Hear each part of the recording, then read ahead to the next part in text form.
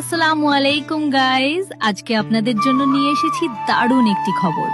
ঐতিহ্যবাহী নবাববাড়ি পুকুরে ৩৫ বছর পর আবারও অনুষ্ঠিত হতে যাচ্ছে নৌকা বাইচ প্রতিযোগিতা ২০২৬।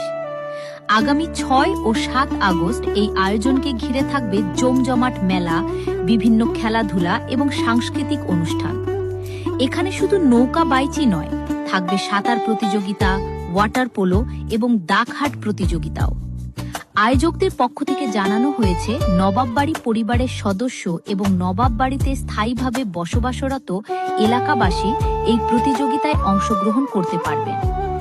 দীর্ঘ ৩৫ বছর পর এমন একটি ঐতিহ্যবাহী আয়োজন ফিরে আসায় এলাকাবাসীর মধ্যে তৈরি হয়েছে ব্যাপক উৎসাহ। আপনারা কি আগে কখনো নবাববাড়ির নৌকা বাইচ দেখেছেন, অথবা এবার দেখতে যাওয়ার পরিকল্পনা আছে? কমেন্ট করে অবশ্যই জানাবেন।